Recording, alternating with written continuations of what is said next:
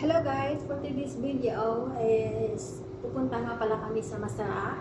So ngayon nagpe-prepare na ako ng mga gamit dadalhin doon. So first time ko nga pala itong mangyari sa buhay ko, yung dalhin kami sa isang paliguan, sa isang swimming pool. Kasi alam natin naman na tag-init dito sa Kuwait. So syempre, hindi natin naakalain na swimming pala, ganyan, magbabakasyon, pupuntahan kasi nga walang pasok. So try nga natin yung experience ng pumunta sa ganyang lugar. So, first time kong pumunta doon, so wala talaga akong idea kung ano ba yung mga gamit na dalhin, o wala talaga akong idea, o bahay ba yun, o ano ba yun, apartment ba yun. Sabi nila, nirerentahan lang din daw, so tingnan natin.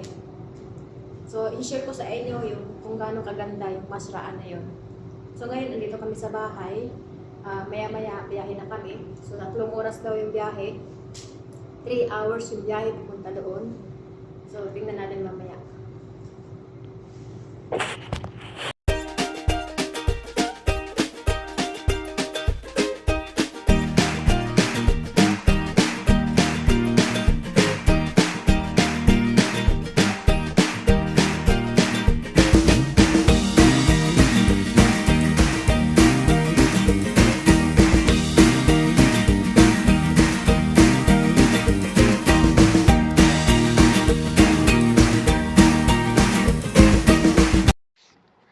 Hi guys! At ayan nga, andito na nga ako sa bakasyonan. So ito nga pala yung location or yung place ng pinuntahan namin. So sobrang ganda nga guys. Sobrang hirap nga lang kasi sobrang init ng panahon. Sobrang nakakapaso yung init. So ngayon alas 12 ng hapon. So start kami ng trabaho. So ito nga pala yung duwan niya ng mga babae o tanggapan ng bisita ng mga babae. Ayan, nasa likod ko. Ipapakita ko sa inyo yan, guys, yung sa labas. Kung gaano kaganda yung nasa labas. Maraming mga swimming pool, may mga fountain, maraming decoration, maraming puno. So, may enjoy nyo mamaya.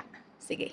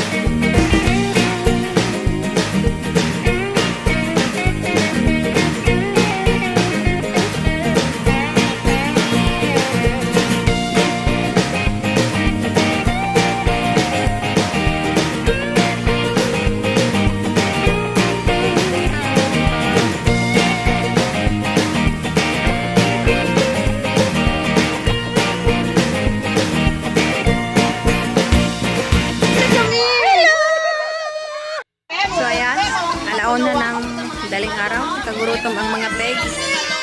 So, pagkain sila, nagpapwede nga pala dito. Ayan nga pala yung pwede, pansit lang to. Ayun, may nagsusulo sa baba. Mga inahan dito. Oh, daming alaga, oh. Alaga eh, wow, oh. Ayan pa pala. Ayan pa sa baba.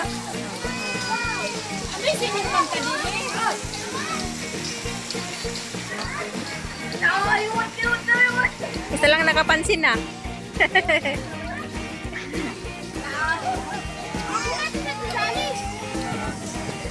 Si Cheese! Sali? Wala.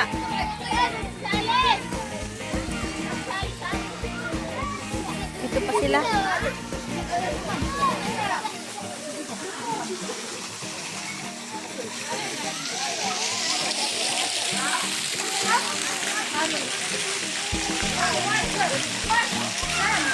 Watch out!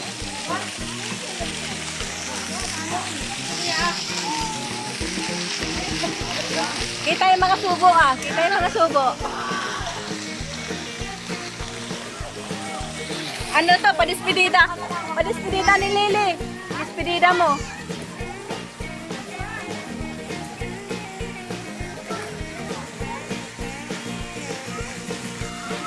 Bongga yung padispedida ni Lily ay.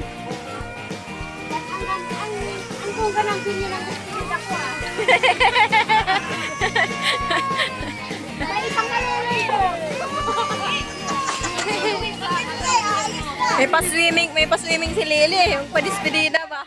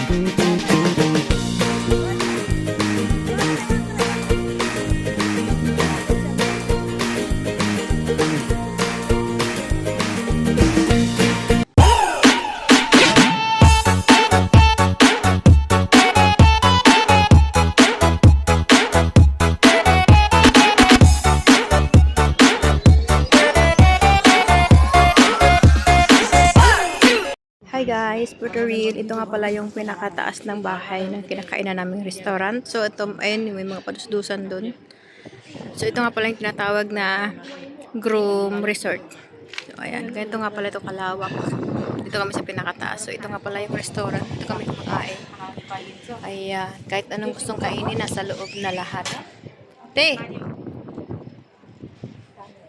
Parang hindi ka pa kumain ah. O sakit? Video to. For the memories. Wow, ganda. Ito nga pala yung pinakababa. Yun yung garahe. Wow, tingnan nyo naman to. Wow, ang ganda.